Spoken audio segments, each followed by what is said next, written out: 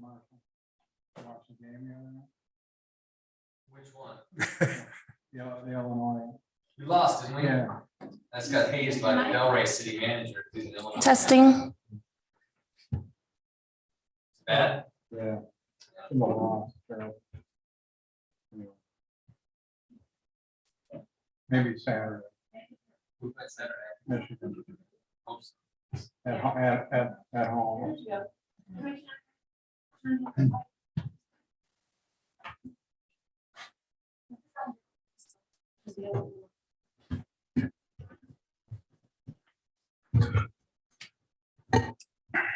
I'd like to call the meeting to order at 2:01 PM, the Financial Advisory Board.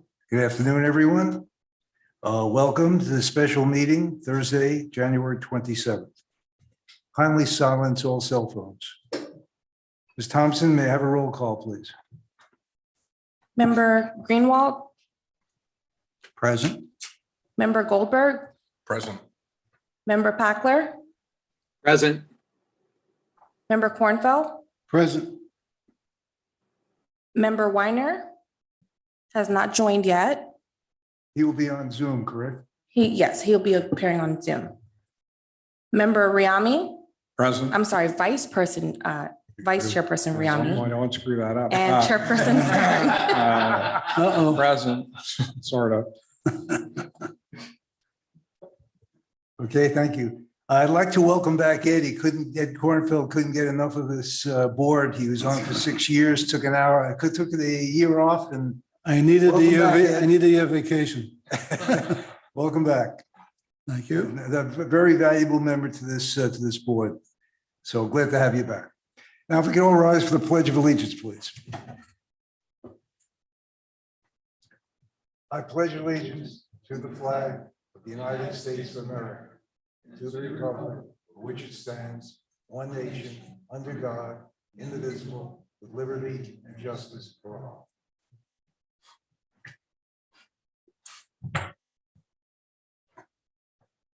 For approval of the agenda, are there any additions or deletions from the agenda? If there, may I have a motion to accept the agenda as presented? Do I have a second, please? Second. All in favor, say yes. Yes. Yes. Yes. You hear us on Zoom? Are you with us? Yes. Great, welcome. Okay, public comments. Public comments are now open. Each speaker will be allowed 3 minutes to speak. Ms. Thompson, are there any public comments? There were no pre-registered public comments. Thank you. Okay, hearing none, we will continue. Next item will be the approval of the minutes of August 19th regular meeting. Are there any corrections to the minutes of the August 19th meeting? Hearing none, is there a motion to approve the minutes as presented? So moved. Can I have a second? All in favor, say aye. Aye. Aye. Unfinished business. Update on general fund balance guidelines. Vice Mayor Natasha Moore, I refer the item to the Vice Mayor.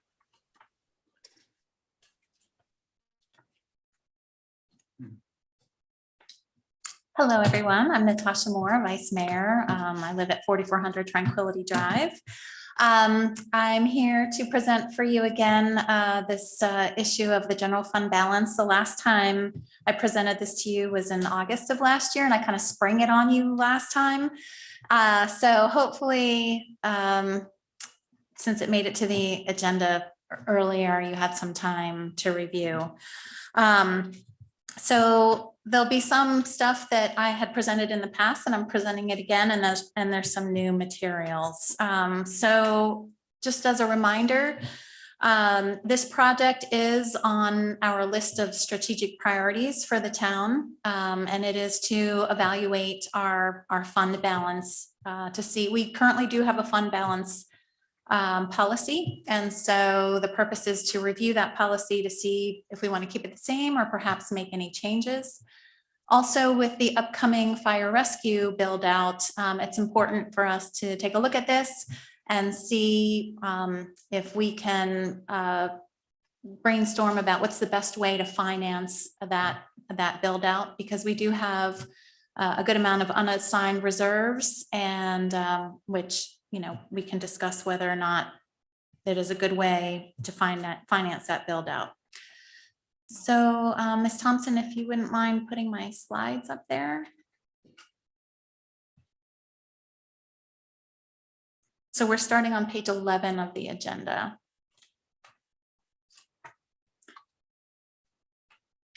So I'm going to go through about 5 topics today. The first one is I'm just going to frame for you what are the key questions for the Financial Advisory Board, which is the purpose of today, to get your feedback on these questions. I'm going to review some background information. I'm going to compare reserve levels that we're carrying here in Highland Beach to some neighboring towns as a point of reference.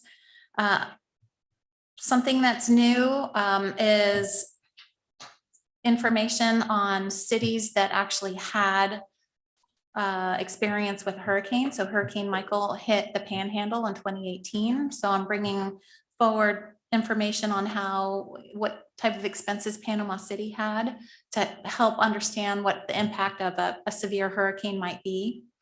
And then we'll take a look at actual numbers, the actual reserves that we are carrying here in Highland Beach, and some considerations for alternatives. So if we go to the next slide on page 12 of your agenda. So the key questions, there are 2 quick key questions. What amount of the unassigned fund balance should be used towards the establishment of the Highland Beach Fire Rescue Department? So the voters authorized us to spend up to $10 million to build out the fire rescue. And we have about $6 million in unassigned fund balance. And later on, I'll go through exactly what is the total balance in the fund balance and explain there's different categories of fund balance. And we have about $6 million that's considered unassigned. And then the second key question is, should the current fund balance policy be amended? So currently, our fund balance policy states that we should have an assigned fund balance of 25% of our expenditures, the general fund expenditures should be assigned. And that amounts to about $3 million right now. So our unassigned fund balance is about 50% of our expenditures, which amounts to $6 million.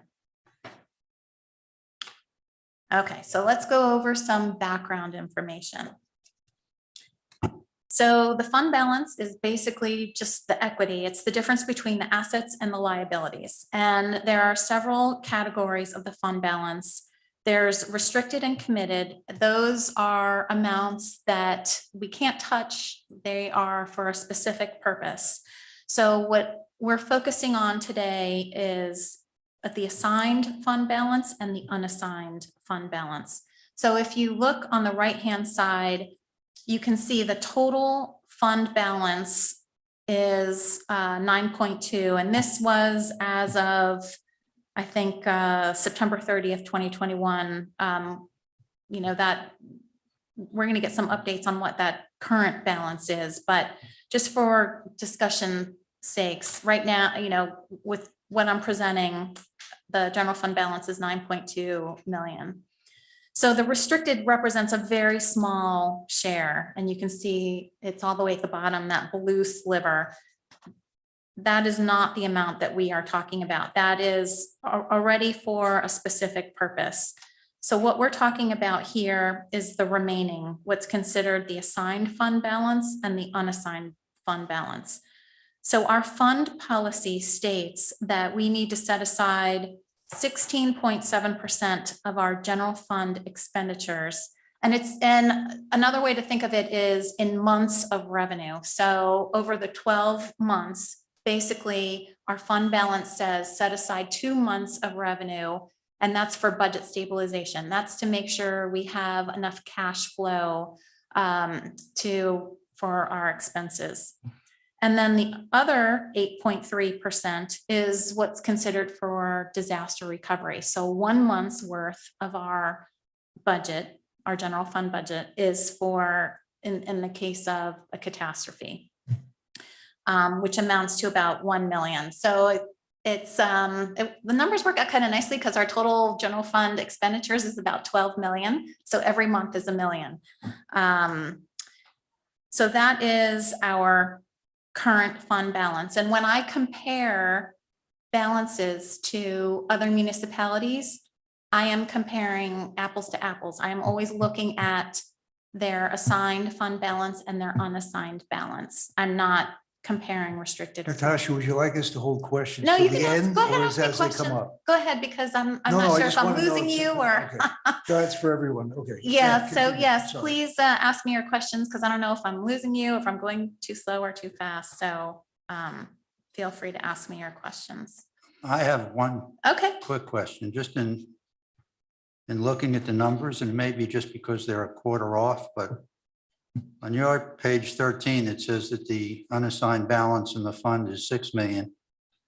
And on the quarterly financial report on page 3, it says it's 7.235 million. Subject to audit. So it is higher. We added more funds, but we're waiting for the audit and Eric and Okay, David it's are like working a on those, million but and it's a gotten quarter better. different. I mean, it's not a nominal amount different. That's the only reason why I'm asking. So that's a bookkeeping thing it that's is. that's meaningless, basically. Well, Well, it's good Hey, it's news. Mitchell. Good news. It means we may have even more. Okay, Unassigned, that's yeah. fine. All right, I just didn't Yeah. Hi, understand the it's, difference. Bigger is better.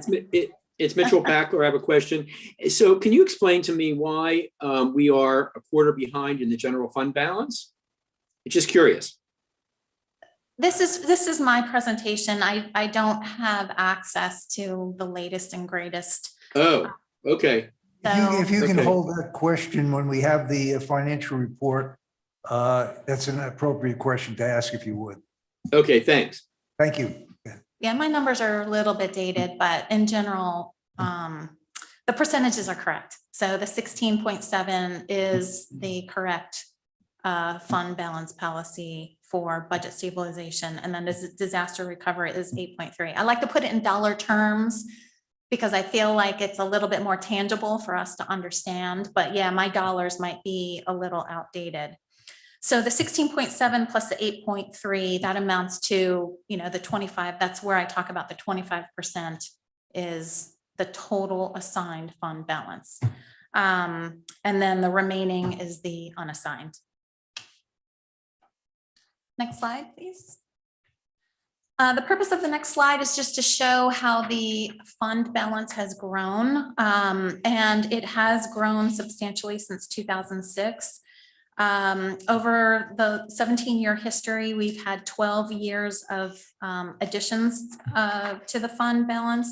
5 years, we've had some reductions. And along the bottom there, those are some of the bigger additions or reductions. So in 2007 was the biggest addition that we've had over these years and for 2 million. And then in 2016, we also had another pretty big addition, 1.1 million. And then 2011, 2012, those are the biggest reductions we had, 275,000, 211,000. And that's probably because, after the recession,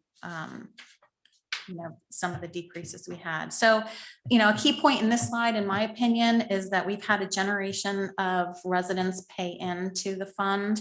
I guess another thing to also remember is there was some sale of land that Highland Beach had. And so that was one explanation for the big increase in to the fund. Natasha, quick question over here. You just mentioned one reason why it went up. We don't know when or how much, but they sold some land. The rest of it is all related to, obviously, taxes.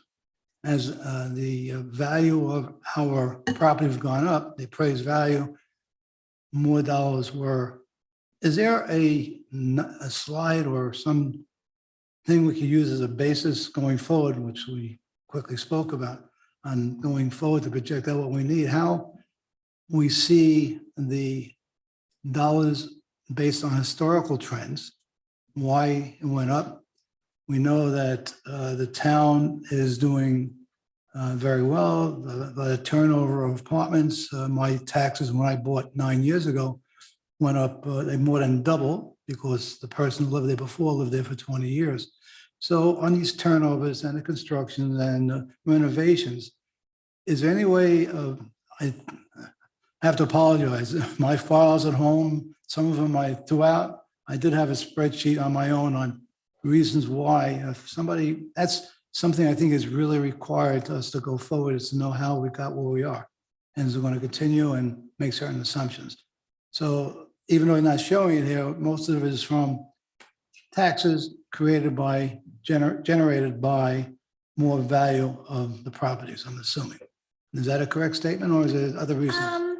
Kind of. I mean, I kind of see it as, you know, every year we take a look at the finances and we create a budget. And I think a lot of it has to do with the excellent town staff that we have and controlling the costs that we have. Because every year we project what the tax rate should be and how much we think our expenses are. And so we take into consideration what the increase in assessed values will be. That is a piece that is included when we do the budget every year.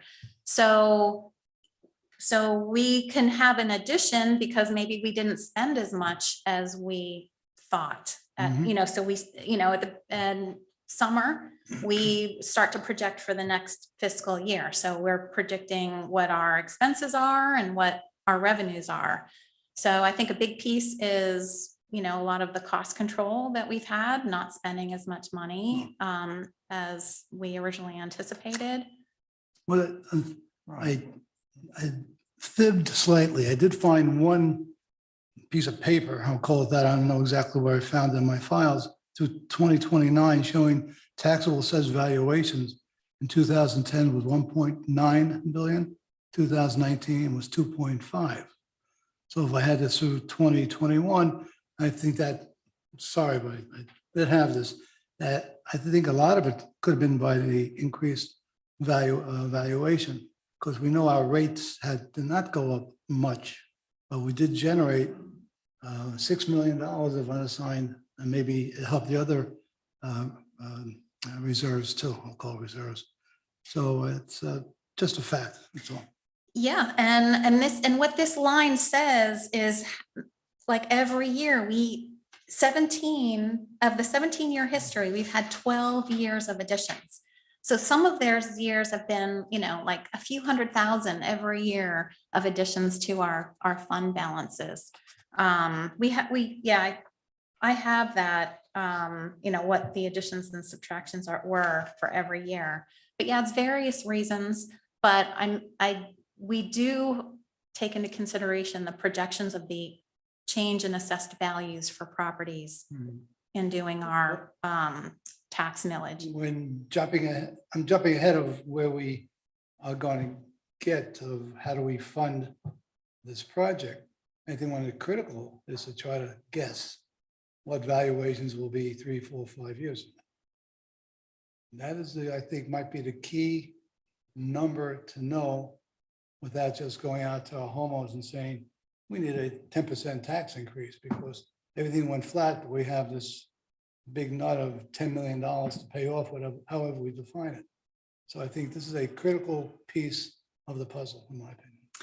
Yeah, and I guess maybe I should throw out there too, the timing of spending the money for the fire rescue is kind of around the corner because, you know, we're undergoing the plans right now. The fire rescue has to be up and running by May 1 of 2024. So the timing of this, of using the 6 million is actually right around the corner.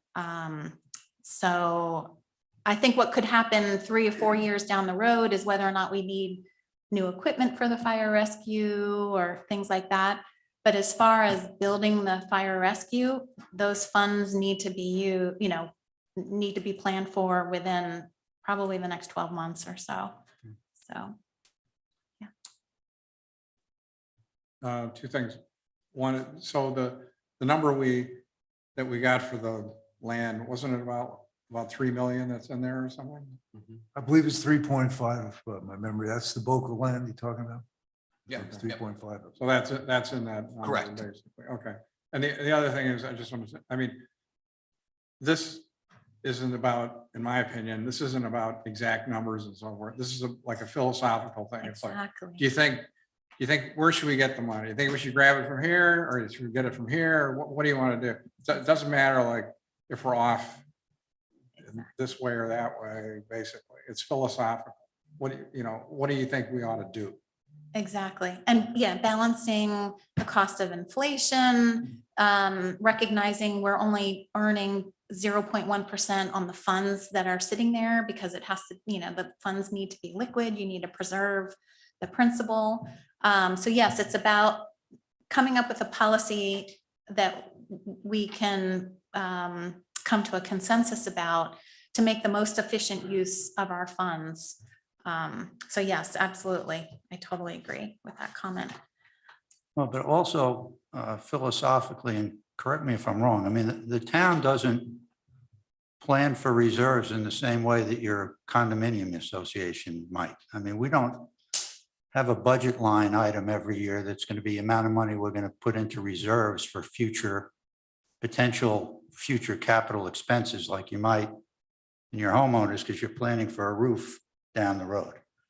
I mean, our money basically, other than the one-time land sale, is from, quote, budget surpluses, which one can regard in a variety of philosophical ways, how we get budget surpluses almost every year. I mean, it's a good thing. But that's how we develop our reserves as opposed to as a planned line item in each year's budget. So I have a comment for that. We have a fund policy and it states 16.7% of our expenditures needs to be set aside for budget stabilization. So that is a stated line item that is part of our policy, needs to be there. We have 8.3% of our expenditures has to be set aside for disaster recovery. That is a specific line item. And then if you look at our budget, you'll see there are line items for contingencies. There's a bunch of line items for contingencies. So there is a certain percentage that is set aside for specific things. The remaining of that, the unassigned reserves, is not set aside for anything specific. So that, there's nothing, that the town is specifically setting aside this $6-7 million for. And so that's one of the reasons that we're here today, is to talk about whether or not we want to use those unassigned reserves for the fire rescue. Natasha, if I may, is there any kind of a projection if we turned around and we use that to finance what we would save in having to go out and finance versus what we? Chairperson, that is a perfect segue to my next slide. So this was done probably 6 months or more ago. And it gives you a feel for the cost of financing. And, I don't know that this is exact, but I think it kind of, helps you kind of get your arms around, what it could cost. So, we currently, let's say, we have $6 million and we want to, borrow the remaining $4 million. The cost of financing that, the total cost is $358,000, or about $36,000 per year for the 10 years. All the way up to, let's say we didn't want to use the $6 million in unassigned. Maybe we only wanted to use like 3.5 million. So if you go all the way down the table, and let's say we did a 20-year time horizon and we borrowed about 6.5 million, the total cost of financing that is, 1.675 million, or about $84,000 a year. Do you see any downsides? I do. So unassigned reserves are, they're sitting there. And we can only earn 0.1%, or we have been only earning 0.1% in interest.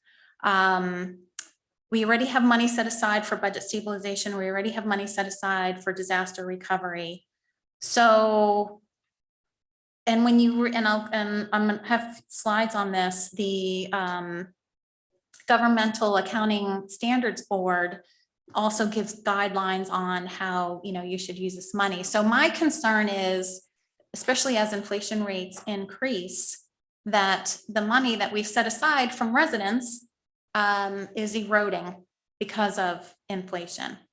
And we are a taxing authority. When we need, when we need to increase money, we tax our residents. We're not a business where we have to sell product. We're not, there's not really that much of an issue of being able to get the money if we need it in the future. So this is my own personal opinion. I don't think that I represent the commission on this, but I am concerned about, especially with inflation increasing, the eroding value of the unassigned reserves. And especially with, and as we continue, I'll go over what the Government Standards Board, what their recommendation is when you have this type of, when you have reserves like that, they recommend you use it for capital expenditures, as opposed to, you're not supposed to plug holes in budgets or, try to reduce your millage rate because of that, because it's kind of a fake reduction in millage rate. So because we have this capital expenditure project coming up with a fire rescue, I think it is the perfect project to use this money for. And I would rather us establish what we think are the right assigned reserves, perhaps take a look at our fund policy and figure out, like, if we think, I think budget stabilization, that I think that's right, the 16.7, but maybe we're a little light on the disaster recovery. Maybe we should increase the disaster recovery assigned reserve so that we're comfortable with that, and then use the remaining unassigned for actual capital expenditures. And I think that is in my opinion, it is a more efficient use of residents' funds, and let them, and they can invest their money whatever way they want. The town is limited in how to invest our money, and we have the ability to tax. So I personally think we should tax when we need the money and not hold on to people's money. That's my opinion. I mean, the bogey difference sort of is 50 grand between, 4.2 and 6.4 million. I mean, the interest that you'd be spending, obviously, and you're not getting, as you say, you're basically almost getting nothing on the 6 million. And the concern, I'm just thinking out loud, the concern is disasters and so forth. I mean, we automatically have $1 million at least to start with, which of course isn't all that much for a whole town, but it's something in the hopper. I mean, couldn't we also have, like, if we were really that concerned, standby letters of credit, if we wanted to add something like that? And I mean, that to me, I realize you can't speak for the whole affluence of the town, but it is a fairly affluent town. In the examples I know that we're going to look at, I mean, Panama City and stuff is basically a rental community versus our community. I mean, a big difference there. That doesn't necessarily mean anything with insurance or anything, but still a big difference in the type of town that we are. So it would seem to me, without going any further here, that using standby letters of credit, maybe increasing the reserve for disasters a little bit or something. And I can't see holding on to everybody's money as well. But anyway. I agree. And just to comment on, the difference, line 1 versus the bottom line of 83. Yeah, that's a difference of 50,000, but The time horizon on the bottom line is 20 years, so that's for an additional 10 Right. years versus the first line is only a time horizon of 10 years. Right. The other thing I'll say is the town does carry insurance, good insurance. And if we were completely wiped out, the deductible is 1.3 million on all our property.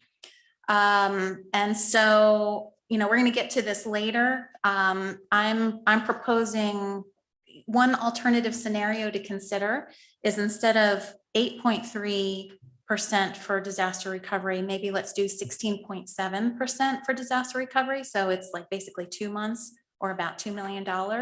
So that would cover, assuming we got completely wiped out, the deductible of the 1.3 million. And then it would also have leftover money, because as I've been investigating this, the other big cost for towns when they have a major disaster like that is debris removal, and that is not insurable. So if we were to increase the disaster recovery to be 2 months, about 2 million, that would leave us about 700,000 for debris removal. And I've tried to quantify what debris removal is. It's very difficult to quantify. However, the town has contracts in place with debris removal companies and this and that. So it seems to me having about, the remaining amount, that 700,000 is a good amount, left over after assuming a complete wipeout of, of all our property, a deductible of 1.3 million. We took a look at all our insurance policies and what our deductibles were. It does exceed the 1 million, which is why I think we should increase disaster recovery to 2 months worth. But if we did the 2 months worth, we would still have money left over for debris removal. So question, historically, do we know from FEMA what percentage they reimburse for debris removal? I don't know, but I guess one thing that everyone keeps saying is it takes time to get that reimbursement. So that's why you kind of need to have the cash on hand, because maybe eventually FEMA will reimburse the municipality, but it does take time to get that back. So, and we can go through, and when we talk about Panama City, it kind of sheds some light on how Panama City got, what sources of funds they had. Okay, let's go to the next slide. So the next slide is just a summary from the Government Accounting Standards Board on things that municipalities should consider when they're taking a look at their reserve balances. So one thing that they recommend is you have at least 16.7%, 2 months worth as reserves. That's like your rock bottom minimum. And so our current policy says 25% in assigned reserves, but we actually do carry a lot more. Other things to consider is how predictable are your revenues and how volatile are they? Ours are pretty predictable because most of our revenues come from real estate taxes. 80% comes from property tax, as opposed to other towns like Boca Raton. A lot comes from corporations, comes from commercial property. We don't really have that. It's not a major percentage of our tax. How dependent we are on volatile revenue sources. How much are we dependent on state aid or federal grants? That's not really an issue for us. We're not highly dependent on state aid or federal grants. And, but the thing we are vulnerable to, that last row, and that has to do with natural disasters. So we do have a high risk for natural disasters, but it is somewhat mitigated by our insurance policies. So on the next slide, so one of the pieces of feedback I got was they wanted to see how we compared to neighbors that have similar budgets. So all the way on the left-hand side, that's the GASB minimum policy, the 17%. Tequesta, their annual revenues is 13 million. That's pretty close to ours. And they're holding 20% of those revenues as fund balance. North Palm Beach, they're a little bit more than us. They're double us, I guess. They're 25 million. Their policy states that they hold 30%. Lighthouse Point, when I review their financial statement and the documents that they have online, they have, in my opinion, a very rigorous policy. It is very well documented. It seems like they put a lot of effort into their policy. Their annual budget is 17 million, so a little bit more than us, and they are carrying 32%. My own personal opinion, I do think about a third of the expenditures is a good amount to set aside as assigned reserves. And that is consistent with what Lighthouse Points does.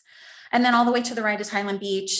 So our fund policy states that we set aside 25%, but we're actually carrying 77%. So it's much higher than our neighbors with similar budgets. The next slide, I'm comparing to towns that you would think I would compare to, like Delray Beach and Boca, but they have much higher budgets. So just to show you what they're carrying, Delray Beach carries 27%. Boca Raton, they have a minimum fund policy of 20%, but they're actually carrying 35%. And then of course, Highland Beach, just for comparison purposes, is much higher than those. And then another cohort I wanted to compare to was other towns which have smaller budgets than us. So going from left to right, we have Ocean Ridge. They have $8 million is their annual budget. They're carrying 55%. And then Highland Beach, we're carrying 77%. Indian River Shores is north of us. They're carrying 83%. And then Juneau Beach they have a minimum policy of 50%, but they carry 107% of their budget, and they have a pretty small budget of 7 million. I also thought what Palm Beach County does as a whole was interesting. So Ms. Thompson, if you could just scroll down just a little bit. Yeah, a little bit to see that yellow box. So the yellow box in the bottom, the county carries 17.7%. Of course, they have a much bigger budget. But one thing that I thought was interesting in their comments in their Palm Beach County Board of Commissioners meeting, the county staff stated that counties that are highly rated, like AAA, rated counties, they have about a third that they retain in reserve. So her comments were, she would like to see this fund balance grow. So I thought that third, I keep seeing this third. So I thought that was a telling comment.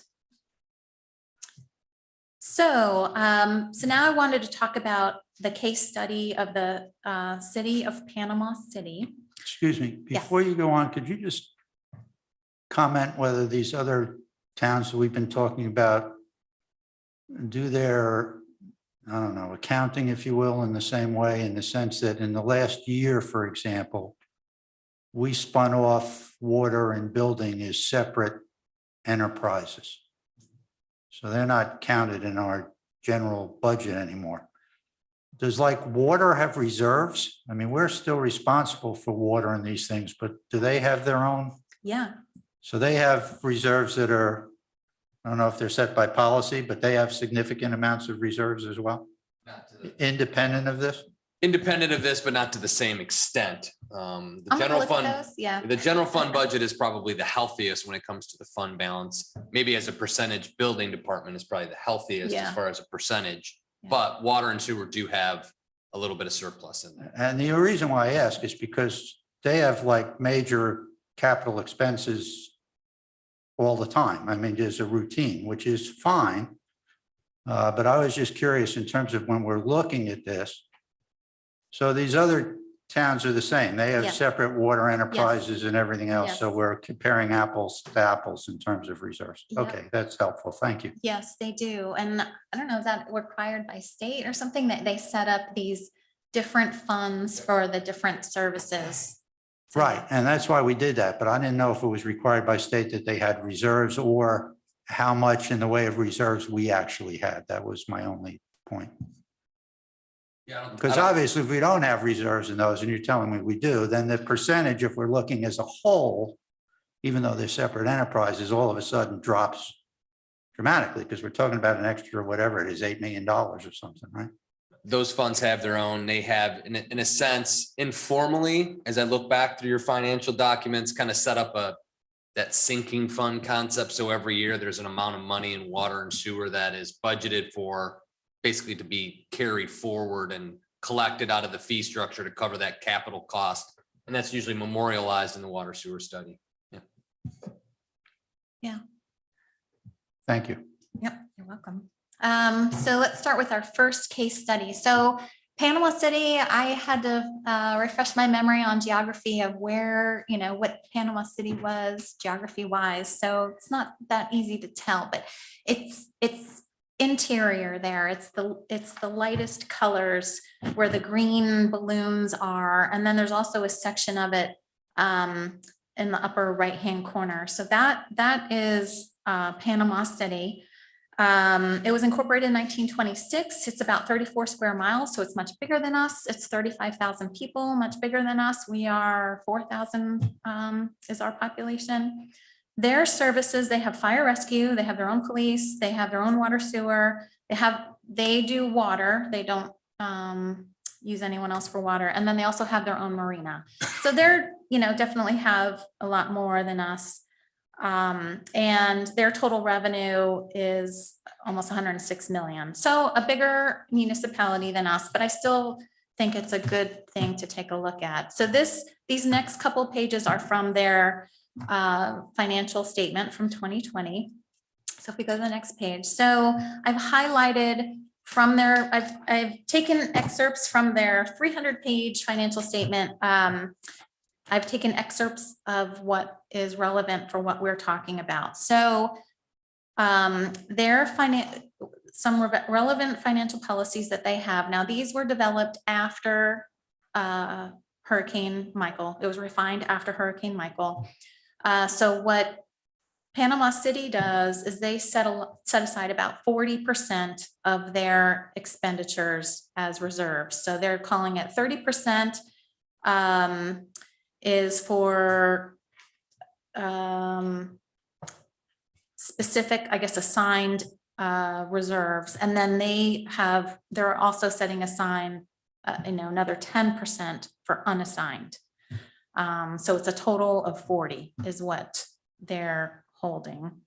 So if we turn the page and scroll down to the yellow box. So this next page kind of gives you a feel for how much Hurricane Michael cost them. So in the yellow box, the total cost of Hurricane Michael was estimated to be 400 million. And I think what's important for that, and it's supposed to be, takes 5 years to complete. So it's that 400 million over 5 years. Because I'm a little concerned that maybe, like we're not going to be able to set aside all this money. No town would, I don't think, would set aside 400 million for disaster recovery. That would be extremely expensive. We wouldn't be able to, earn investment income on it. Not even Panama City is going to be setting aside, this 400 million. So to answer your question, Member Goldberg, it says the city received 36 million from FEMA within the first fiscal year.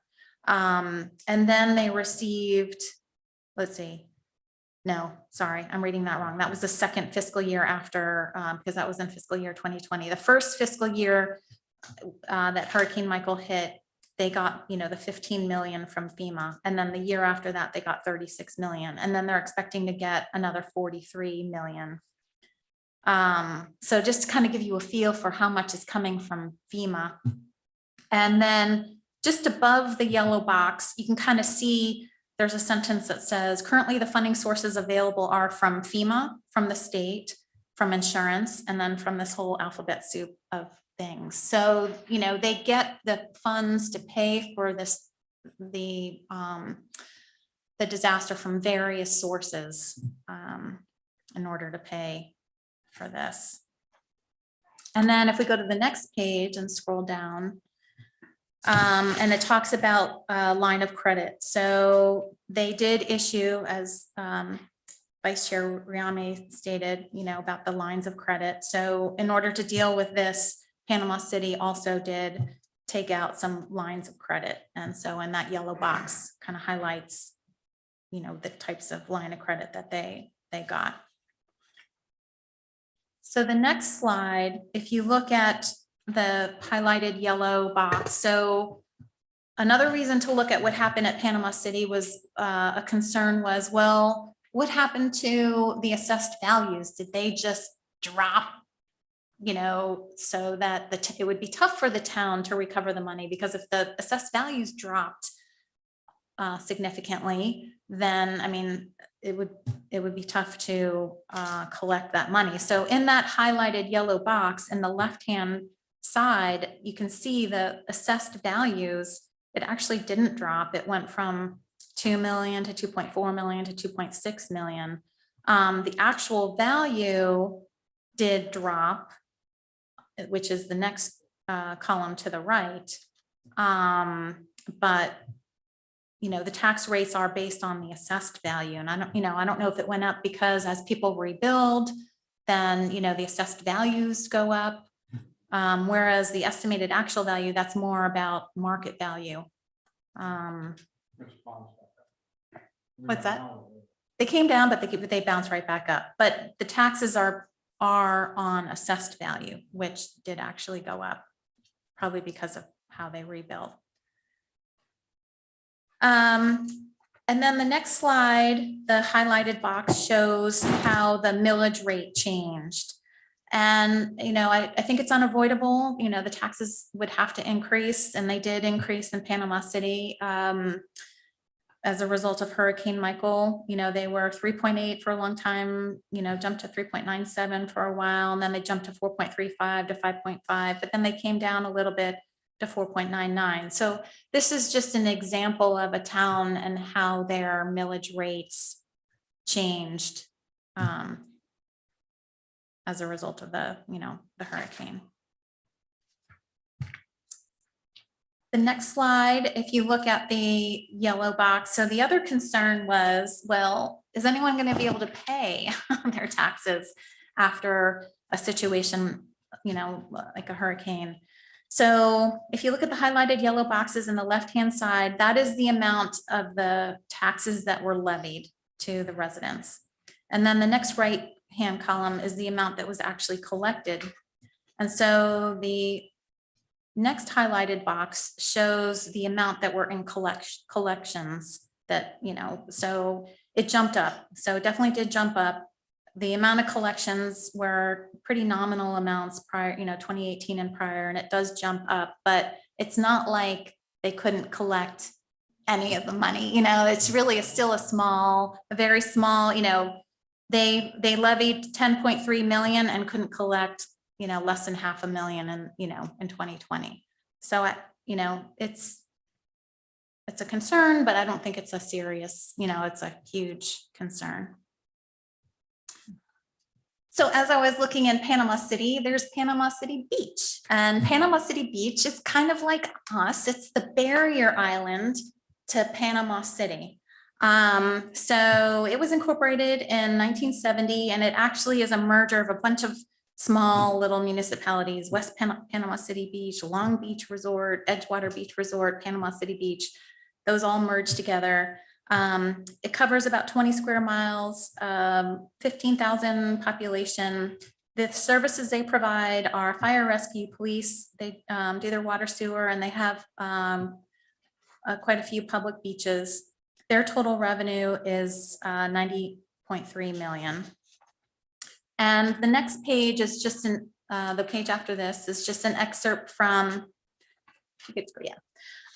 from their strategic plan. So they developed a strategic plan in the year 2020. So it's after Hurricane Michael. So this is a neighbor to Panama City who obviously was devastated by Hurricane Michael.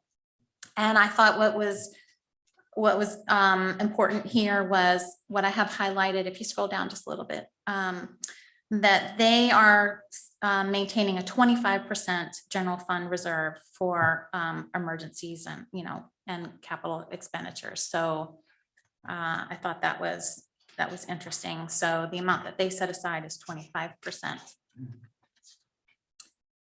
So now let's talk about numbers. So I rounded these numbers just for conversation. I thought it would help with the conversation, but so the top box is our current policy, which is to set aside 25% of our expenditures as assigned reserves.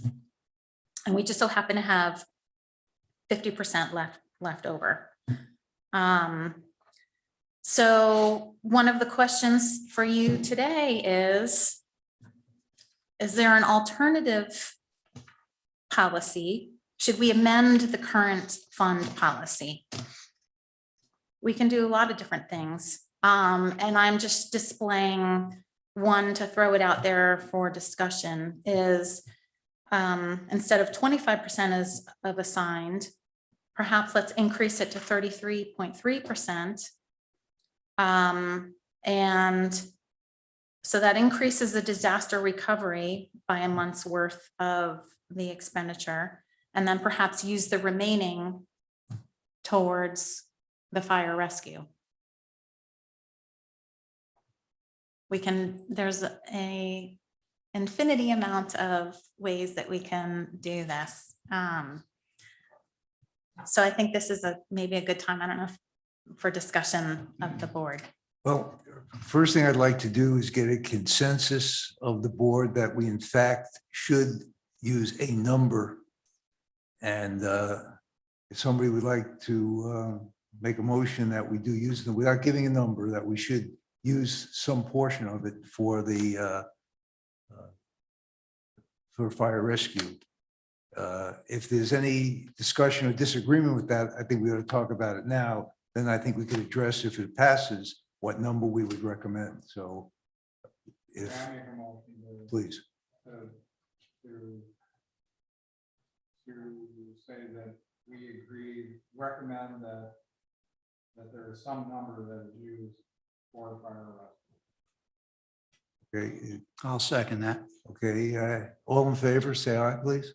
Aye. Aye. Anybody opposed? You guys okay? You up there? Okay. Yes. Okay, then I would like to make a motion, which we'll put up for discussion, that I think that the alternative policy is a very conservative one. It puts an extra $1 million in disaster recovery. And I'd like to make a motion that we approve the $5 million or recommend the $5 million as the number. And if there's disagreement with that, then I would listen to an amendment to my motion. I haven't been around to hear why. I listened to the prior meetings. I think there's not enough meat yet, unless I missed a lot of the meetings or side discussion. I'm a conservative financial person. And to get to $5 million, I have it sitting there not doing anything, that's not, but we just said a number. Mhm. A number could be $1, could be 5 million. I think we have to really discuss this further. And one of the few things I thought about was, yes, there's a number, but what is a comfortable number? There is no such thing. What is a comfortable number to have? We haven't used any of this, and it keeps on building every year just by pure math. This is the money we take in, it's what we expend, and maybe it's 100,000. I don't know what the number is has been added every year to this to get to 5. We haven't used any of it in many years. is something called the Murphy's Law. And that's my concern. I think, yes, there is a number we should use. Is it, but do we really know what the project is going to cost? I hear $10 million. And how do we break that $10 million? What's the cash flow required by month, by quarter, by semi-annually over the next, and with our drop dead date of May 1st, 2024, that's not a lot of time for what we're trying to do. I think we cannot say we're going to use X dollars until we know what's it going to cost, what's the payout, how much debt. We sat in these chambers a few years ago, having some very interesting meetings about $40 million, which I think we all said at that time, we all voted to vote down. And this is, and I'll tell you something that I think Richard said about reserves for condos. If you know how much a roof is, you need your roof, you put a reserve together. Useful life, you have a few consultants come in and give you a number for the new roof. You give a useful life and you know what it's going to be with quotes around it. Every year you review your reserves and say, we had 15 years. We have somebody come in every couple of years and say, no, it could last another 18 years. We're looking at a very big project that's going to have real dollar signs month to month for 3 years. And I think cash flow, are we going to rely on 4 of the 5 and the rest on debt? I think we have to quickly, if our job and the town's financial people, to come up with a real honest, is there enough information out there of every step of this job? When is it going to occur and what the costs associated with it? Until that time, how do we know how much of the 5 we really can use? Maybe at the end of the day, we say, use 4 with a plan, which I just thought of now, of how do we, without doing anything dramatic, start building it back up, net of what's going to be spent for this project. This is a critical project and we have 3 years. And I don't know where we are in the planning process. Who in the financial department is gathering that data? What is a trustworthy manager who has this background to put it together, I believe. Before we can make, yes, I think we're making a motion to use some of it. And I think we all agree on that. How deep do we have to go in until we know how much? I would accept that amendment to use some of it and based on getting more information. But there's a phase 2 of this thing. We're talking about a policy here, and we're talking about how much of the reserves do we need and how much can be used to fund not only the fire department, but another issue may come up, another thing. So there's 2 different issues here. One is specifically on the project, and I accept what you say. We should know a little bit more before we recommend an amount. And the other thing is a policy thing of what % should we keep as a minimum in our reserves. I think those are 2, and if you would agree with that. Those are the 2 questions. Good Yes, point, good those are point. the 2. There's 2 questions. Yeah, the here. top one, the top box is our current policy and our current policy, we have on anything above and beyond 25% of our expenditures is unassigned. And on my table, it's 6 million, but I think really it is 7 million. So yes, how much of that 6 or 7 million do we want to put towards the fire rescue? And kind of together with that is, do we want to keep the 25% or do we want to, as a minimum fund policy, or should we increase it to 33%? So that unassigned is really more like 5 or 6 million. Yeah, and how much of that 5 or 6 million do we want to put towards the fire rescue? There has to be some formula saying if we use X dollars, but we really want X plus something, how do we get there in 3 years? An actuarial table saying, in order to do that, we have to increase, the economy is still going to be strong. Our $2.89 billion valuations now at 3.3, and it's automatically going to add, if we hit our budget numbers, it's just, as I think was said, It's revenue against expenses, whatever left over, that goes into the reserves. That's how we got to the 6 million. We know 3 million was purchase of sale of land. So we put 3 million together in 9-10 years. That's very good. What's going to happen in the future, we don't know. But to be conservative, come up with some trigger points when we have in our ability to raise cash to make up whatever we decide to take out. So first thing is, I mean, I'm in favor of, I like the plan going to 33. I mean, that makes us look good for bonding and so on, but it looks good. Adds another to disaster recovery, another mill. Basically, we need to make a decision, a recommendation now, because, and the expense is imminent. So that's number one. Number two is, I hope, and I believe, and I know that this whole thing has been modeled out already. So this is not, there is some guess stuff. You know, they don't know exactly how they're going to spend every penny of the 10 million or the ongoing expenses, but this whole thing has been modeled out. I mean, they know they know what's going to happen with the building, with the fire trucks, the EMS trucks, and blah, blah, blah, blah, blah, how much they're going to spend for people and personnel and et cetera, and also the other projects that are going on, you know, the new marine thing and so on. So I mean, we've got a good team that has already done the modeling.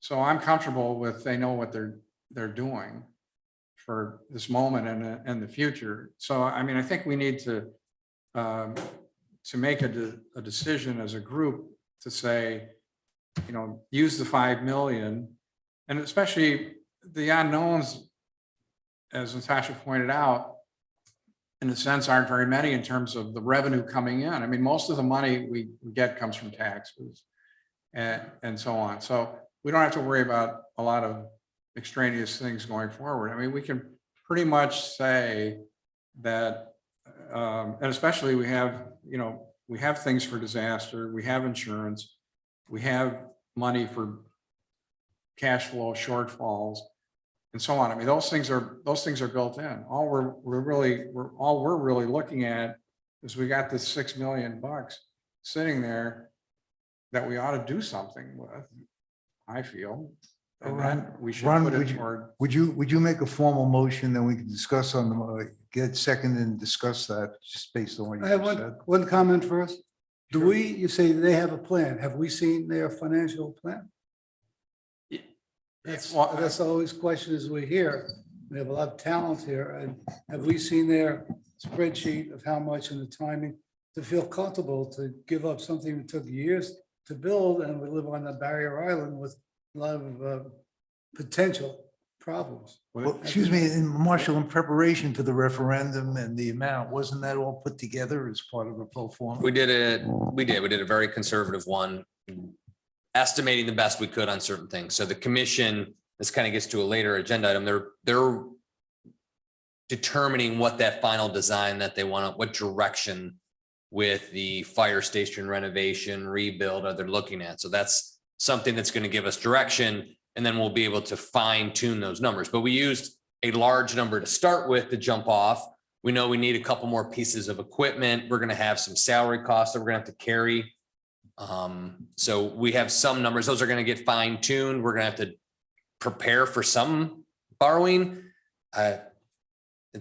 It's just depending on how close we get to it. Well, in any The case, smaller amount we borrow, the financial advisory and all the legal costs to borrow money, even if we get a bank loan, it's really going to start bumming you out because you're going to spend an amount just to go borrow $1 million. You may as well get a couple for the cost to prepare and solicit and obtain. So there'll be kind of a balancing act in there. I don't know, to your point, Ms. Grove, I don't know that we're to the dollar. I don't really, but I could say we estimated it would cost about 5-ish for the fire station renovation. That's going up a little bit, but hopefully we'll be offset with some appropriations. We know some estimates on what we think the vehicles will cost, but maybe we can get a better deal. We don't know. So those things are still out there. But I agree with you. You got two things here. You got one, to set a guideline or a policy for the commission to approve what the what our minimum hold is on our policy. You can hold more, but what is that base? And then moving forward, how much money? I don't know that we have the exact amount. Like, I mean, you could just pick a number if you're comfortable saying up to in your motion, if you want to do it that way. You're comfortable with the town commission. You recommend the town commission spend up to X from the unassigned, and they could fine tune it because we have to get a financial advisor and do some more formalized cash flow projections, go to the banks to solicit proposals. There's some more fine tuning to our our projection, our cash flow analysis, Yeah, pro I forma. second that. That's what Yeah. I think we should do. I mean, you could say up to a number. You Yeah, could say like I up said, to, I think, 100%. and then it'll be fine tuned over time because the Would you commission's make a- gonna would throw you make a back. Yeah, I make a motion Make a- that we have a 33%, that we put $1 million into more into disaster recovery, and that we maintain about a 33% fund balance, and that we take up to 5 million based on the final projections and so forth, whatever is necessary up to that number to use for fire rescue Funding. no. Yes. Not to jump in and fine tune it. You could consider assigning up to $5 million for the creation of the fire rescue department. When I say by assigning it, because we're going to spend it over Or- time, you just lock up that amount to a specific purpose. Or perhaps say a percentage of the unassigned amount, because this 5 million that I have here is not quite, it's not quite right. It could be Yeah. 6 million. I don't know. I kind of hear you saying up to 100% of the unassigned reserves towards the fire rescue, or maybe you're not comfortable with that, up to Well- 90%, 80%. Well, I'm 75%. comfortable. Okay, I'm saying, Your number Taking a says million- 100%. Yes, my number, I'm recommending 100% of unassigned, and Okay, that's Right, let I'm me- not because, let in me say favor of that. that. I'm sorry. Go ahead. So I'm sorry. I'm saying then the $1 million into disaster recovery and up to 100% of the unassigned, then depending on what the numbers work out to be and the commission recommendation is, but that they're allowed to use up to 100% if necessary of the unassigned, yeah. of the unassigned. Do we have? You're willing to just wipe out the whole, Well, 1 sec. Do we have a second to that motion before we have any discussion on it? Someone want to second that? I'll second that. Okay, now with discussion. Go ahead. okay. Obviously, I'm not for just giving anybody, and so nothing against the town. We've got some great people. And what I know, what I follow is being done very well. We hired some excellent team. I met them all while drinking a beer at the fire trucks. So I got to know them, and I got a good feel.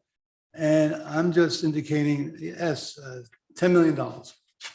It's got to be something that we could see to make me more comfortable to say I will vote for up to the $5 million. And I think it's too soon for us to do that until we get a feel for what the breakdown is on fire trucks. Give us a number, on, there must be, how many, 15 major projects here? Of the 50 you're gonna do? Is it broken into Yeah, the 10, capital 15? projects are, again, then there's also the enterprise funds too. We kind of have to keep those off, but you're right. If you put 100% into fire, you have nothing left for special projects moving forward that pop up. So if you say 100%, so whatever that's 5 or 6 million, you're going to spend entirely on fire. I mean, I know you're just making a recommendation at this point that Yeah. it'll be fine tuned, but if that's all spent, when the project's over, we're back to 33%, which isn't bad. We still have money there, but there'll be nothing left for, hey, oh, you know what, we forgot we needed to do this special project or this popped up. There's nothing that's, because those are assigned. So you can't go touch the budget stabilization or disaster recovery for a roof. Can't do it because it's assigned. I mean, you can go through the process of unassigning and reassigning it, but you would leave, like you're saying, there's nothing, 100%, there's nothing left of the fund balance. Well, but I would But that's a one-time deal. I'm not saying you continually Right. keep spending the money to keep it at 100%. You spend whatever this number is for right now. Now going forward, you're back into accumulating. I mean, we've been accumulating, as the graph shows, basically for a long time. And you're simply now you're gonna use that money now, and then you're gonna start, you're accumulating again. And who's to say that, I mean, if you did have a big project, that obviously you can borrow money, or you could have, if necessary, I mean, if you wanted to, like we do at our place, a standby letter of credit. I got $1 million standby letter of credit just sitting there. You can do that. I think the residents have told us overwhelmingly they want fire and EMS to proceed, right? Yep. And I think what Natasha's done is she's found an opportunity to be able to find those funds.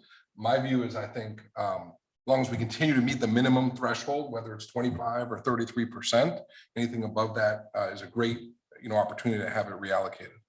And the other thing I will say about our budget is there is more than I ever realized in contingencies. So there's still, even in our budget, in general, so there's contingencies in all kinds of line items. If I look through all the different accounts, there's a contingency for that, and a contingency for this, and I don't know, I could probably pull it out and like quantify it or whatever, but there is still contingencies that are built into, and there's even the contingency of we in our budget, we allocate funds for full staffing, but we don't always have full staffing, right? Like we have a clerk that there's not anyone there for, right? And isn't that money getting thrown into the contingency? And then we've got auditors that we're paying for. So there's like things that it bounces around, but we do have contingencies built into our budget, which is above and beyond what's in our reserves. And that, is a big reason why we add, a little bit every year, because they've done a good job of containing expenses. And, some of that contingency goes into the reserves. And I every think year. while we may not have the exact details of how the money would be used, directionally, we can say, we give the recommendation for them to go. And I think that's the right thing to do when there's only 3 years. Well, I'm just asking, have we seen anything other than excellent presentation, which has a lot of meat behind it and she does a very, very good job. Have we seen any kind of top level financial plan for this, Yeah. other than $10 million? Yeah, I mean, Yes, we've seen, in order to approve this whole thing, I mean, the fire and rescue, we've seen the numbers. Oh, yeah. Well, I missed a year. Sorry. No, I can share those with you. We did a monthly projection over that to wheels hot. So we took it from before the referendum and we estimated our monthly costs moving forward. I mean, things are changing. Cash flow is hard to project early on when you start. fire Not so much department. cash flow, $10 million number with all this. Do you have that in? We have it broken down by categorical So costs that you're- we. You have a $10 million, and everything that's coming across your desk and the commission, they feel comfortable with 10 hasn't changed, it's not becoming 11 or 9. Comes across my desk and they approve it. Yeah, so it So- has been presented at our commission meetings, and there is a yeah. project plan that goes all the way to the right, and every month is an Okay. estimate of the costs. So, and it goes up, certain times, because this is when we hire the fire chief, this is when we buy the equipment, this is when we have to pay the architects. So yeah, that is all planned out. There are estimates of costs, and then they add contingencies, like a 10% contingency. And we're only authorized to pay to, spend up to 10 million. So we have to keep Okay, so it the under 10 million is still there. 10 million Oh, yeah. is like the ceiling, Yeah. so, So if it goes over 10, we have the responsibility to say, well, we said, take the whole 5, but Looking for a new community. We got a problem. Well, I don't think we can forget that the taxpayers agreed and voted up to $10 million, correct? Mhm, correct, okay, correct. so I have some comments. Please. While I'm strongly in favor of using some of the reserve funds, I am opposed to the motion. Who's speaking, please? Rick Greenwald. Thanks, Rick. And I'm opposed for multiple reasons. One is, one that's more emotional than evidence-based, which is just, I feel more comfortable if we have some reserves, and I'm very uncomfortable spending 100% of our unassigned reserves or at least giving permission to spend 100% of our unassigned reserves for one particular project. Secondly, I think that there is a possibility, in spite of all the good deeds and planning and everything else, that this project, the fire rescue project, was is not something that we can sort of quit in the middle because it looks like it's costing more than we thought. I've been following the numbers. I don't have insider information on the numbers, but some of the construction proposals and stuff look to me like they're going to be stretching things. So it wouldn't shock me, just because in my experience, any $10 million project, and particularly one like this, it wouldn't be shocking if it went over budget. I hope it doesn't. I hope everything goes smoothly, but I'm not sure that that's a guarantee. And finally, having served on the Charter Review Committee, and this becomes a governance issue, and it's a personal opinion that may not be held by everybody. I feel uncomfortable, even though the commission under current rules has the authority to spend the whole reserve fund and, and however they choose. I feel uncomfortable with spending 100% of the reserve fund that's taken, as has been pointed out, 20 years to build on one project and leaving essentially nothing other than what's already assigned reserves. And I say this because I know that the water department and so on, I don't know how much reserves they have now. And that was the question I had asked earlier in the meeting. But they're going to have some projects coming up right now where it's not finagling, but we're very fortunate that we're getting COVID relief money of over $1 million that's being applied. 2 million. Yeah. Between $1.5 million and $2 million, I think was the final tally, that we're applying to the water department. And that's a great thing. I'm all in favor of that. But I mean, I think that that's going to be a one-time deal. We also really don't know, because the water rates and everything are new, what's going to happen with that, whether we're really paying for our water or we're still doing the intergovernmental transfers because it's a work in progress, switching to an independent water budget. So I think there are very good reasons why we would want to keep some money in our general reserves. So while I'm all in favor of committing money, I would say closer to 3 million than 5 million to fire rescue. I think that that's a worthwhile expenditure. I would be opposed for the reasons that I gave, and I'm sure people can think of others, of essentially committing 100% of our unassigned reserves to fire rescue. So it sounds to me like you want to increase the minimum reserve, is that correct? I would be comfortable keeping the reserves as we did, which would mean that we would have, 6 million as opposed to 5 million in unassigned reserves.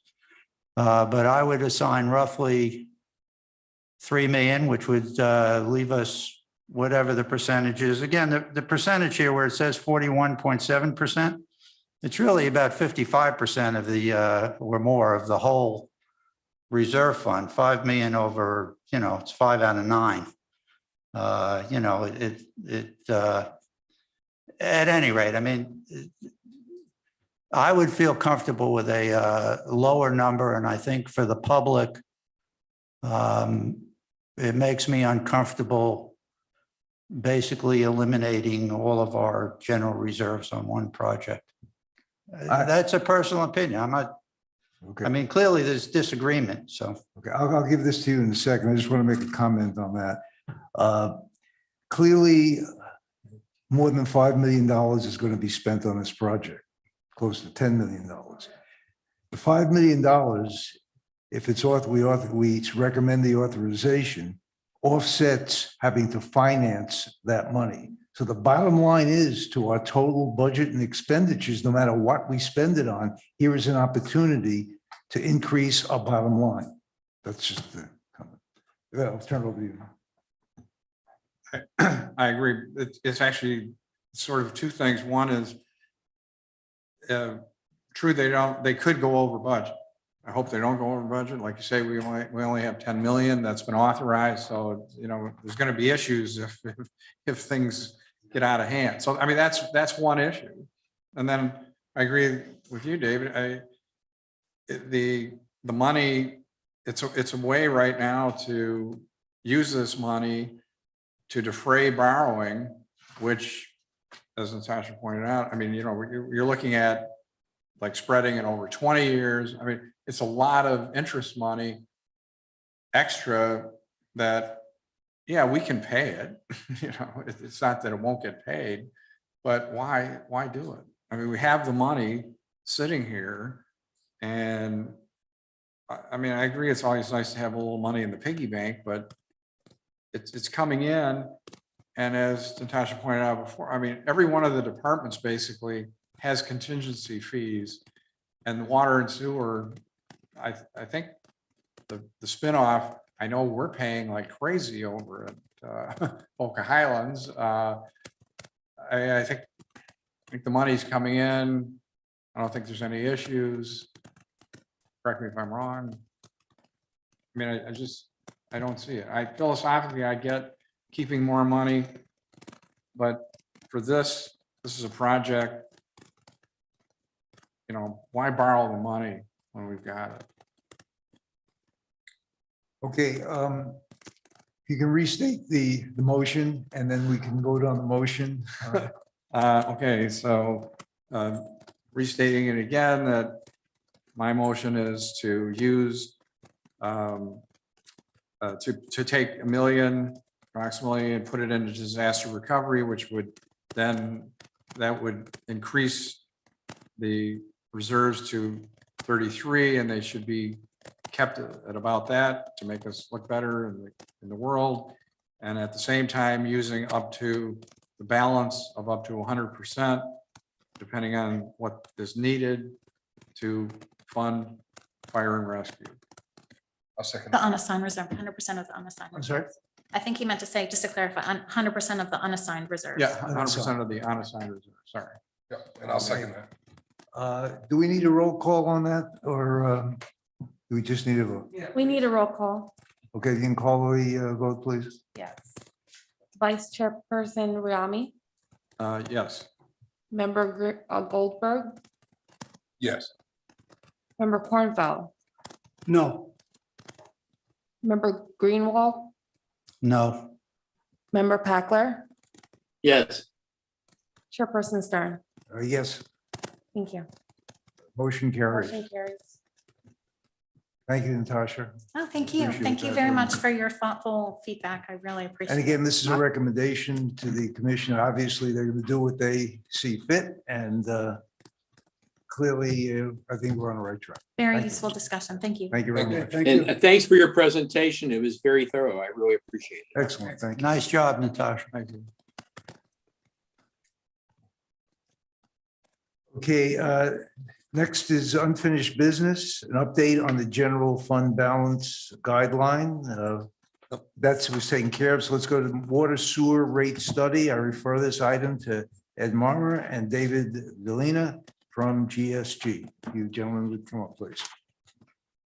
Good afternoon. Wanted to give you an update. So staff has pulled together a second data request, from customer statistics to flow data for both the water and the sewer. I personally have worked with Raftellus on various projects throughout the 11 years. They're excellent to work with, and I was happy to see that the town is using them.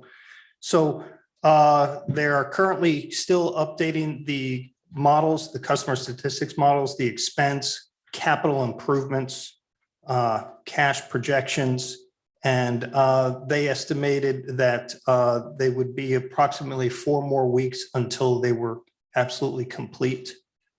Again, this is looking at granular data. This is looking at flow data, and then trying to figure out how much revenue that enterprise system will need to cover its costs and debt service, as well as fund what we would call pay-as-you-go capital for projects in the future. And so wanted to give that update to you. So 4 weeks, probably give or take a week. I think that Raftellus would be able to be here to present to you their recommendation for where our water and sewer rates should be. Any questions? Good. Thank you very much. Moving along to new business for first quarter financial report. Eric, if you would present that, please, I'll refer it to you. And Again, let me just, if you don't mind, I'll give you a brief overview. So when I came in here at the end of October, we've been working on updating the audit, getting ready for the audit of FY 21. Are we ready for the audit? We are the very last thing on the accounting side of life. The very last thing you want to do to prepare for your audit is to get all of the fixed assets in there, run depreciation schedules, right, on those fixed assets. And typically what you want to do is that's actually your last recording is depreciation expense. And so we've ran through every number, we've adjusted everything that we could, running debt service schedules, making sure that our trial balance, making sure that when someone is talking about a fund balance, that they're accurate. And so we've been doing that, and we're ready to hand it off to the auditors and then let them start their field work. Staff is confident that this will go relatively smoothly since your staff has done all the adjustments necessary. Of course, auditors still will have certain adjustments, but nothing that should be material in nature. And so staff is excited that we'll be pulling that trigger tomorrow, giving the auditors everything they need, i.e., and usually an audit kicks off with giving the auditors your final trial balances. So that's what an audit is, right? An audit is, here's management's assertion as to what the balances are. And then the audit confirms that, or the auditor comes back and says yes or no, here are adjustments that we think. And the goal is to have a clean audit report with an unmodified opinion. And the auditor basically says, yes, within materiality, these are the numbers. So that's where we are with that, sir. Yes. Question. I came back on the board off for a year, a little rusty on this, but there was always a calculation of the retirement funding. I'm sorry? The calculation of the retirement fund, am I saying that right? Yes, yeah, right. That's all been done. It usually was a stopping point for the audit to get complete. Well, again, we've used the same firm for 2 years in a row. We early on got them the information. I believe that they said that they would have their final report to us within 45 days. And so, but we can run things concurrently, right? You know what I mean? Yes. So we can give the audit their trial balances, all of staff's work papers, amortization schedules, everything else. Let the auditors do what they want. And then what we usually have is there may be a final report for that. And so we'll just insert that in, but we can run concurrently. It's all coming back to me. This is a September year end, and this is January. When do you think you'll be able to publish certified reports?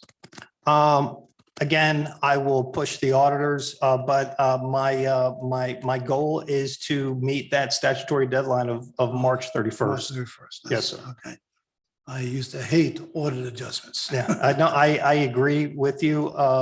And that's why it took us a little bit of time to obviously get our, when I came in, get my hands around what was going on and making sure that, accuracy is number one, right? And then speed, so that's what staff will be working on. Number one, accuracy. Number two, we'll pick up speed.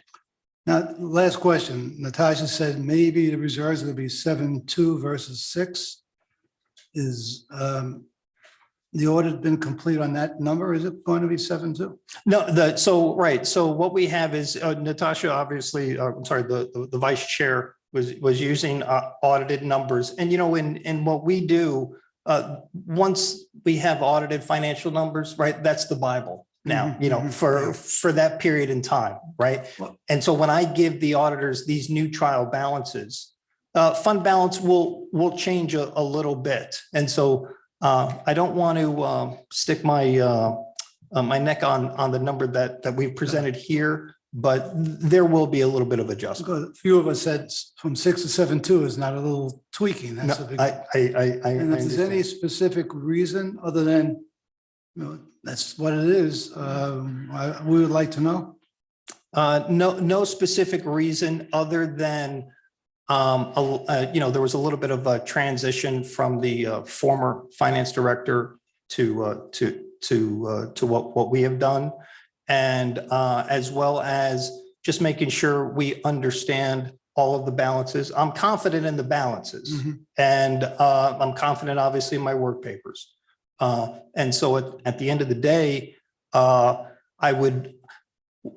what we'd like to do is we'd like to make sure that it goes through the audit before we publish any type of fund balance. Yeah, sure, cash, which is a major component of fund balance, receivables, which are a major component of fund balance. That's the point. It's cash and receivables. That's. Yeah. Oh, well, cash and receivables, right? That's on the asset side. And then you got the liability side, right? And again, governments tend to look at current year resources, right? So when you look at a fund balance, right, it's looking at, current year resources. And so, yeah. And so I'm confident that there are some liabilities out there and the auditors will look at to make sure that we've accrued, which we have, accrued for payroll. Payroll is a huge amount. Retirement, right? That's another one. So these are liabilities out there that there could be adjustments, but I'm not anticipating, but those items there would obviously go to reduce fund balance. So, Okay, thank you. my pleasure. Other questions? Can you take a couple of questions on the first quarter report that was sent out? Absolutely. The first question I have, which I hadn't seen before, is the second column on each of these things says 2021 amended budget. Can you explain the difference between the budget and what these numbers are as the amended budget? Sure, absolutely. So, September 30th, right, statutorily, we have to pass a budget. And keep in mind, right, when local governments pass a budget, it's an appropriation to not exceed that certain dollar threshold on the expense side. Now, the way we balance things out is we say, okay, you've appropriated this amount for this line item for a certain department as an expenditure. And then also we want to match up the sources of funds with the uses of funds, so we get a nice balanced budget there. And so what the amended budget are any types of, from September 30th through today, any types of minor adjustments that have come before the board, before our board, that may have moved certain line items. Maybe we need to pull money from contingency, as that was a big discussion recently. Move money from contingency line item to maybe we need more salaries or what have you. And so we would amend the original budget. So that's what that would be. How often do you amend the budget? To be honest with you, I would say it depends, but at the end of the day, if it is, and this is very important, if we are increasing the overall expenditure of the general fund, we have to statutorily, right, come before the board and we have to say, this is why we need to increase it. And we have to get your approval. If we move items within our budget, as I said before, like a little bit of line items within the budget, but we don't increase the overall budget, then your rules state that we can do that on our own. So we look at things every month. We move line items between the line item within that budget, but never exceeding the budget. So to answer your question directly, I would say typically you probably go before your board twice a year for any increases in the overall amount of the budget. But we typically don't like to take up the board's time with adjusting little minor line items. The reason why is because we haven't exceeded the overall expenditure. But Typically later in the year, we call them budget adjustments is what Yeah. the But- latter of it, little minor change, but it's usually at the end of the year, to be honest. As we get into that third and fourth quarter, we overspend an account, something happened that we didn't anticipate. Commission wants something different done, we make minor tweaks and then. But the point if you have a budget. Yep. That's your budget. If you say you're gonna spend $1 million on payroll and spend $1.2 million, I think somebody want to know that instead of just moving from unassigned just to make the budget closer to actual. That's, if I tried that in the corporate world, public companies, I get hung. Sure. I wouldn't allow my people to do that. So I'm just find interesting it's done here, even though it doesn't, the bottom line is going to be the same, but you just rearrange things a little bit to make it, hate to say it, make it look less questionable. Why did you go over? You can't ask the Salary- question why it's over.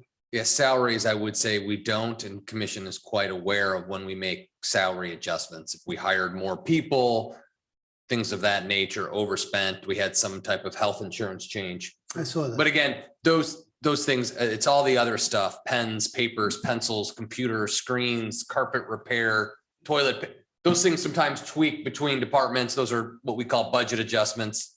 And again, at the end of the year, you kind of run into that a little bit. Well, as long as it's published, which I think you did. I read one of them recently. I think it was from somewhere.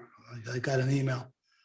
That's fine. That's You fine. can always As long have as a variance as long as report. you You'll see announce the it. numbers, yeah. That's why I'm talking about audit adjustments, as long as they're published. And you know, there are reasons why that happens all the time. What we'll do is I'll throw original and amended on the next one, and then you could see where random line items are adjusted, so you feel like there's not something being done. No, there's That would no, be great. Because we do Nothing those going BSNA on. reports, I'll have the activities in three prior fiscal years, what was adopted, how it's amended, and then variance on how much spent. So we can add that in there. That would be okay, great. that makes sense. I think what I hear being said is that there's no control in regards to the amount or percentage that can actually be moved from bucket to bucket. And it's just something to be noted, but, right? There is and isn't, maybe, if that helps. I mean, there isn't, I mean, if you're moving a couple $100, Mhm. it's generally, that's the minor stuff. Yeah. Bigger lifts, those have to be commission approved. So they'll see the bigger things. And generally, if it's big stuff between departments, so if I'm going to go into the police department to pay for something in the clerk's office, commission's going to take a real close look at why I'm Right. totally taken from one department and put it in somewhere else. But if it's in your own department, what I call their expenditure accounts, where it's training, it's paper, it's fuel, those things that are disposable, relatively easy to use, common items, I let the department heads adjust in there for the end of the day type stuff, but salaries and personnel costs, and then interdepartmental requires a much larger review. So within their functional area, anything else would then come back to the commission. Yes, Correct, yes, correct. sorry, yes. One number hit me as I started to read this thing. Maybe you can explain it to me. Fines and forfeitures for the quarter was $777 against $10,700 planned. And I believe that includes not only library, but code enforcement and traffic and so forth. Doesn't it seem like an awfully low number? I'm not sure if it's an awful low number, but I mean, of a $13.2 million budget, yeah, $10,700 for fines and forfeitures. Yeah, I mean, it's That was the plan, but the actual is $77. That's a 777, yeah. 777. Yeah. I mean, again, we're looking at October, November, December, Right. a lot going on. There's a lot of travel, but it's hard to say at this point whether or not that's above or below.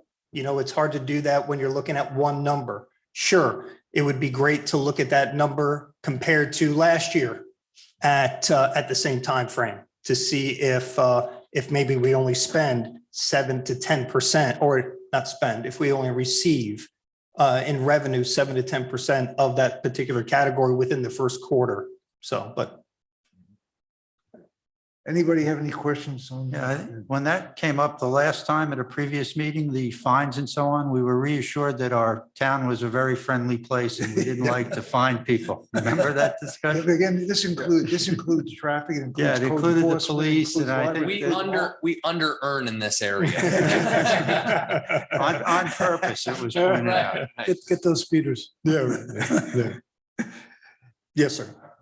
I was just curious about the water sewer. I mean, I realize it's coming, but you probably have an idea. Have we, based on, have we gotten sort of what you would consider stabilization in terms of revenue and expense? I mean, I realize made a lot of changes and it flipped it and blah, blah, blah. And, you know, I mean, do we kind of know where we are going forward? You know what I mean?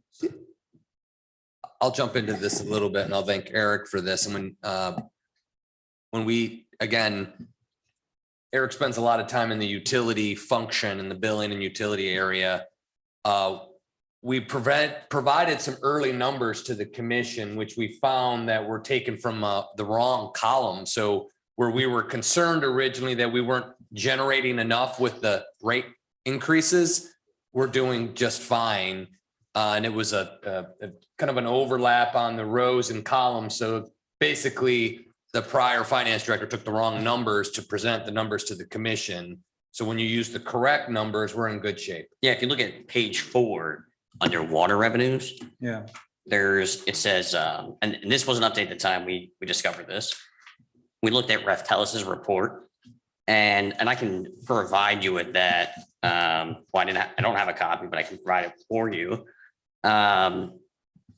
It says that we brought in 25% of the revenue to this period, but it's really 30%.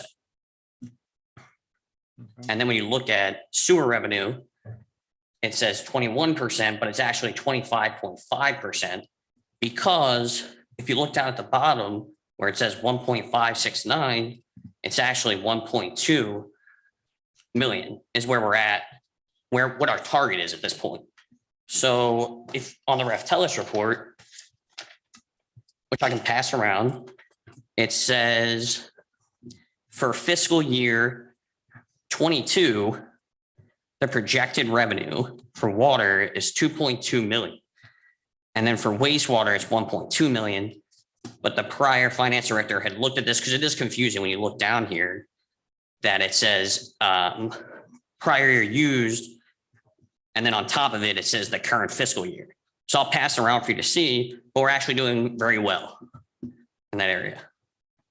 Yeah, so we were actually, again, going to some of the stuff that we circulated earlier, we were like, boy, did we not raise it enough to generate, or was there a reduction in water use? The comparables based on incorrect numbers initially. So it is stabilizing. I don't know that, I think we're going to be safe and fine when Reftelis looks at that injection of $1.9 million of American Rescue dollars into the sewer system on the capital side.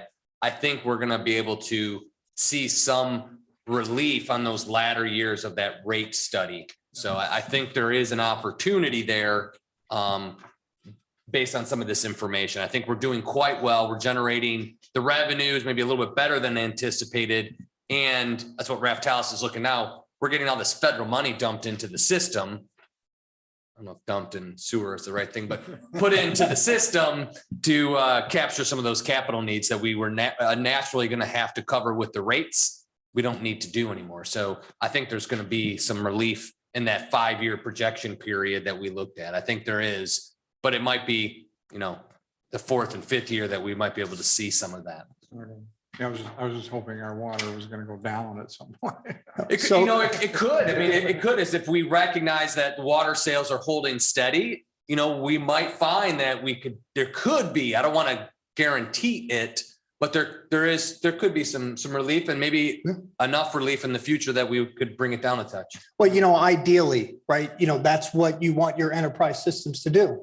You want them to be self-sustaining, right? You want them to be able to generate enough resources to handle the capital improvements that are needed. In talking with the disaster relief, when it's not only about tree removal, lift stations go down. You have sewage running down the road. You have to rent equipment, rent generators. And, you want to make sure that you have enough cash on hand to make sure that you get that and you're in first in line. Because when that stuff goes down, it's still flowing. Anyway, so what Eric was saying was the only difference in the only difference really is when you see our amended budget there. So see on the water revenue, page 4, see on the water revenue, see how the amended budget has $2.668 million, right? Well, the number should have been $2.2 million. So when you compare that to actuals, right? We're at 30% for the first quarter of this fiscal year.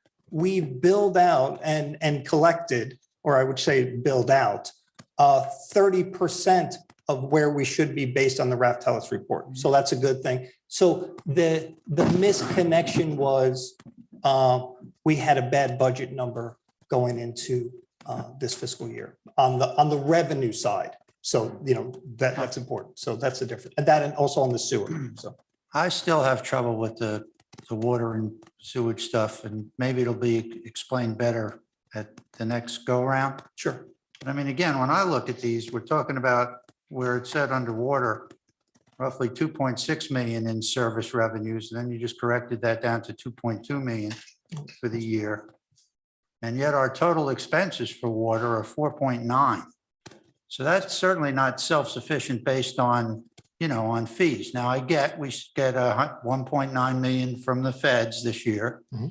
And there's still intergovernmental transfers going on because that's going to be phased out over a few years as the debt goes down. But I'd still like to see with the next presentation, how this plays out over the next couple of years in terms of because we're a long ways from where our current rates are paying the budget. And when you go down and look at sewer, it's much less of a differential, but it's still a significant differential between what the service revenues are and what the total expenses are. So we're still not close to where, as I see it, these are going to be independent enterprises other than, the nice certainly, but unexpected 1.9 million as part of the COVID relief plan. I know it's budgeted into here, so it's planned in that sense, but that's presumably not going to be a renewable source of funding. So that's all. And not for today necessarily, but I would like to see that at some point. Yeah, no, you're absolutely right. In our previous discussion, we were just talking about the revenue, but you're absolutely right on the water side, right? The revenues minus the expenses, right? So we're still a little bit upside down on that one, primarily because it has to include the debt service. It has to include the capital outlay. And so that's one area that Raftellus is updating their reports on. And so we'll have a much better idea of where the revenues need to be in order to be self-sufficient. That is the goal. And every time we get closer to that number to break even, that's less funds that have to come out of the general fund as transfers. So. And again, not to what's now a dead horse, but some of my concerns on spending all our reserves in one place are related to this. And just a side comment on the fines and forfeitures. I know that I've had some of the fines with the library and with my kids, and it's tough, but we do pay them, right? I support the chief in his approach to his fines in regards to A1A.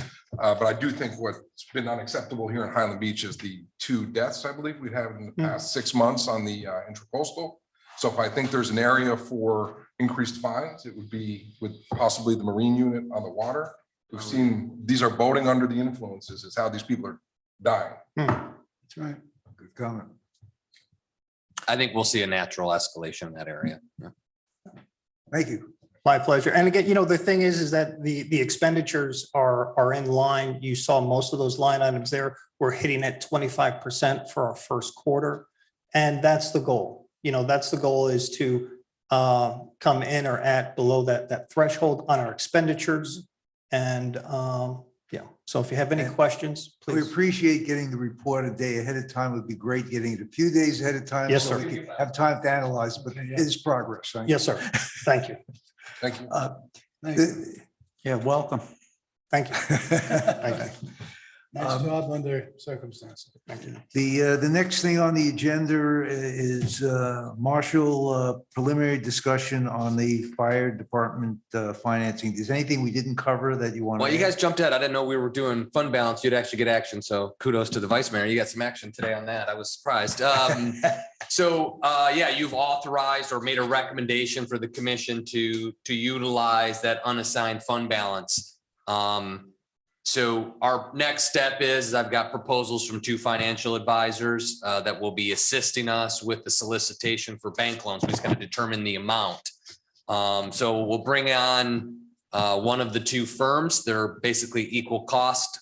So David and I will talk about the proposals, see which one looks probably the most acceptable. Both 2 great firms that do all of it in Florida. So we're good. It's just a matter of determining that amount that we want to borrow. So, and that is contingent on probably some of next Tuesday's conversation. I think the commission's going to really give us a real clean direction on the reconstruction of that station as to explore this option more fully. And when we do that, we'll be able to fine tune some of the budget numbers, and then we'll start looking at a construction manager at risk, and then we'll start doing some value engineering. So I think we'll be able to, I think in relatively short order, begin to get a better number as to how much we're going to borrow. What also comes into that borrowing or use of the unassigned fund balance, we'll have to get another piece of equipment. We have to get a Quint, and we have to get another rescue vehicle where the commission gave us authorization on a type 3. Type 3, I always forget type 1 to 3, but the type of vehicle we're going to procure, we're starting to go out and solicit that in the marketplace, see what kind of deals we can get. So we need those 2 pieces of equipment. And then we're going to have to carry some salary costs for a period of time, say 3 to 6 months. We're going to almost kind of have a duplicative effort on salary, for which we'll need some of that fund balance too, potentially, rather than budgeting up for it. We may have that. So the commission will have to unravel which pieces of the fund balance do they want to keep. There may be some value to commit some of that as a revenue source for the borrowing. We could say that, here we have money locked and set aside for the borrowing to help with the revenue stream. So depending on the amount, it seems like we're keep on getting a lower and lower borrowing. It should be a relatively straightforward process, but we will get the numbers to y'all when we start getting a little bit closer. But, financial advisor, then we need a generalized amount to borrow, and then we move forward from there. So that's kind of the update of where we're at with that part. As far as some of the larger expenses, the truck, for example, that's a capital expense, correct? Mhm. Have you considered moving that to an operating expense, as leasing it? Yep. I think that's a good point. I think we'll probably lease the vehicles. Great. Unless the rates on the interest rate for the lease are too high. I mean, we're going into an enhanced or heightened interest rate environment. I don't know if it's enough to dramatically change it, but those are the pretty common elements. Most communities lease their vehicles, lease to own over a period of time. So the vehicle manufacturer has their own little finance arm, to set up that financing direct. But if we could do it ourselves and pay cash, you get that much better of a deal, then that's something I'm sure the commission and the vice mayor will take a look at. I think one of the other things I'm seeing is the equipment. The equipment as well, I'm seeing in some cases can be leased. Yeah, some of that too. The other types of weird pieces of equipment we have to purchase, if you hear us talk, I mean, there's going to be gurneys, heart monitors, acquisition of drugs. There's a whole bunch of other defibrillate, all this other types of, we have 0 of, we'll have to acquire, and that would be probably more of a cash outlay, but it's a smaller amount. Anyone else? Okay, I'll stay with you for the next item, and you had a finance department update, please. Yeah, so it's our last meeting was in August, so you may or may not know there's previous finance director chose to retire. He's moved on. We are in a transitional state within the organizational structure. We have David currently on loan from GSG, kind of doing the finance director roles. Eric Marmer, who's here as well, has been kind of handling the management of operations, making sure the day-to-day stuff continues as David is as a consultant basis. And we're looking at some other fine tuning and tweaking in the finance department to get it into a position for the long haul. So just kind of, we're in a little bit of state of flux. So again, we apologize for a little bit of delay on the quarterly report. We're getting ourselves to those spots and to take care of that on a regular basis. So just we're in the state of flux yet again, but hopefully my goal is this is the last state of flux for a while. Any questions? Thank you. Next item is the Financial Advisory Board 2022 calendar year meeting dates. And just to review them for a moment, April 21st, all these are Thursday at 2 p.m. On the calendar is April 21st. May 5th is a tentative one for an organizational meeting. July 21st and October 27th. In addition to that, if there are any special meetings that have to be called based on the issues coming up, we will have it. Anticipate something in March. You heard the water sewer study is going to be coming up. We're going to take a look at that. The commission, as we move through finance stuff, my guess is going to kick something back to you. The financial advisor may have some proposals. We may want your help to solicit the bank proposals. I would plan something in March in the next, 4 to 5 weeks, 6 weeks. So we'll reach out. We'll get a note out. Yeah, Janelle will reach out to everybody, get you scheduled, but I would think you're going to meet before April. David? Yeah, Sure. I mean, is there anybody that has conflicts with any of that besides me? I'm sorry, I didn't hear. Does anybody have any conflicts with any of that besides me? I mean, the dates. Well, the foreign nations that you'll be in, well, I'm sure we'll have I know. reception, right? Exactly, yeah. The Canary Islands and Morocco and Bermuda. Was there anybody or just me? Does anybody else have any problem with those dates? Because obviously we'll send it out, and I will need a motion to approve those dates, and if you're the only one. I'll that's- see what I can't make the April date. Okay, that one's out, tentatively out for me, unless I can call in from Morocco. then what I would ask is that we send those dates out with a question to the board on who can make and who cannot make on the calendar. So perhaps we can adjust some of those dates where we can get a full attendance. Okay. So if we can do that, and then we'll okay all the rest of the dates at the next meeting. But let's use these just as a tentative dates at this point, the dates let's see if we can change them where we can get full attendance. If we don't have full attendance, what is the quorum Well, percentage? we need a majority We for need 4 in-person. people present, For physically in-person. present. Is that acceptable? Is that okay? Okay, let's do that. Are there any board member comments at this point? I'd just like to thank the vice mayor for bringing that forward. I want to see the fire department move full speed ahead and support everything that the commission's doing. So thank you for all your efforts. Yeah, I thought it was, we met our goals today, which was good. I know at the previous meeting, I said, our job is to make recommendations and not just discuss things. And I think, while I was not a proponent of the recommendation in the past, I think that's what this group is for. And that was well done. Great. Excellent. It's my, Sure. it was a very good, excellent meeting, the best I've had here in the last year. Oh, I haven't been here for a year, so. Thank you. That's great. Very active and very, very good meeting.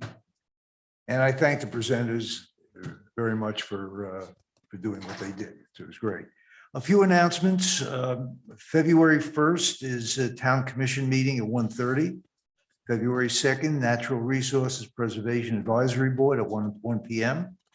February 10th, 9:30, Planning Board regular meeting.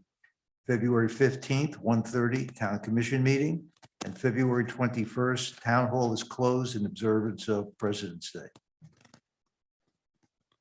There being no further business to come before the board, this meeting will adjourn at 4 o'clock. You're here. Thank you all. Thank you. Thank you.